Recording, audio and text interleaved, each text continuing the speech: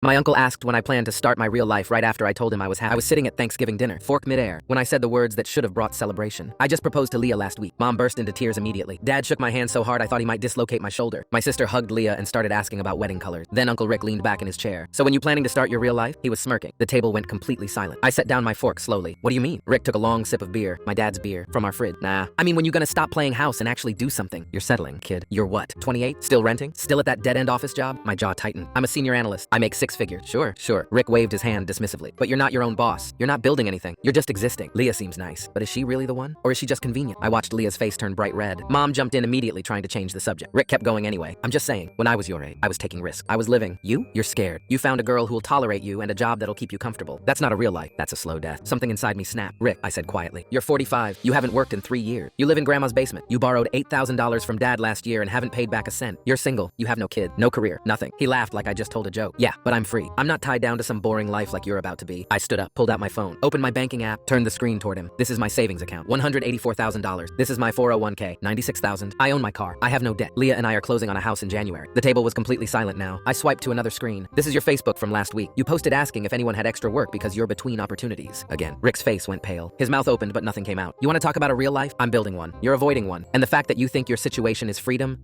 is the saddest thing I've ever heard. Rick tried to speak. I cut him off. Leah, let's go. I grabbed my jacket from the back of my chair. Leah stood up immediately. We walked to the door while everyone sat frozen. My mom called after us, but I didn't stop. I opened the car door for Leah and got in, started the engine, pulled out of the driveway. Leah was quiet for the first few minutes. Then she reached over and squeezed my hand. I'm proud of you. An hour later, my phone buzzed. Text from Dad. Rick's packing his stuff. He's moving out by Monday. I'm sorry. You were right. I showed Leah the message. She smiled. Good. We drove the rest of the way home in silence. When we got inside, Leah went straight to the kitchen, started making hot chocolate like nothing had happened. I sat on the couch and stared at my phone. Another text from my sister. Mom's upset, but she knows you didn't start it. Then one from my cousin. Rick had it coming. Everyone's been thinking it for years. The next morning, Dad called. Rick left last night. Didn't even wait until Monday. Grandma told him he had to go. She's embarrassed. I didn't say anything. Dad continued. You know he's been like this since he was 20. Always had an excuse. Always blamed everyone else. I know. I should have said something years ago. Your mom and I enabled him. We thought we were helping. You were. No. Dad's voice cracked. We were making it worse. You did what we should have done 10 years ago. I hung up and looked at Leah. She was sitting at the table with 2 mugs of hot chocolate. Rick texted me. She raised her eyebrows. What did he say? I opened the message. You humiliated me in front of the whole family. I hope you're happy. I deleted it without responding. 3 weeks later, Leah and I closed on the house. My parents came to help us move in. Rick wasn't mentioned